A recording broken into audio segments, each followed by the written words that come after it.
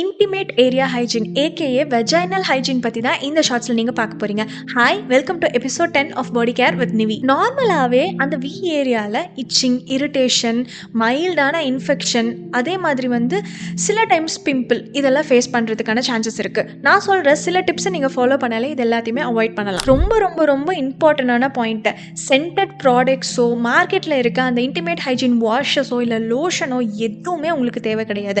ஏன் அப்படின்னு பார்த்தீங்கன்னா, நம்மளோட வெஜைனா செல்ஃப் கிளீனிங் ஆர்கன். நம்ம நார்மலாக ஒரு வார்மான ஹாட் வாட்டரில் நல்லா தரவாக வாஷ் பண்ணாலே அது இருக்கிற மாதிரி க்ளீனாகவே இருக்கும்.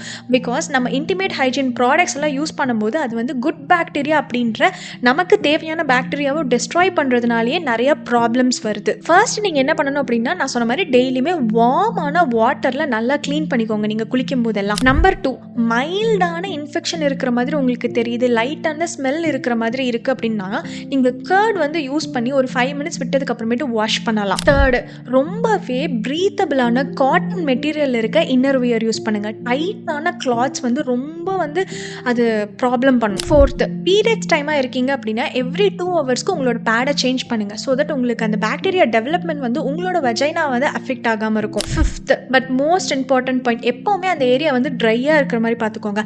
வெட்டான கிளாத்ஸ் ஆகுது இல்லை வெட் ஆகுது அப்படின்னா உடனே ட்ரை பண்ணுறதுக்கான பாசிபிலிட்டி பாருங்கள். எதர் நீங்கள் கிளாத்ஸை சேஞ்ச் பண்ணலாம், அப்படி இல்லை அப்படின்னா நல்லா டவல் வச்சு அந்த ஏரியாவை க்ளீன் பண்ணலாம். ஸோ இந்த டிப்ஸ்லாம் உங்களுக்கு யூஸ்ஃபுல்லாக இருக்கும் அப்படின்னு சொல்லிட்டு நம்புகிறேன். நெக்ஸ்ட் எபிசோட் எதை பற்றி அப்படின்னு பார்த்தீங்கன்னா, பிரெஸ்ட் கேர் பற்றி தான். Stay tuned. பாய்.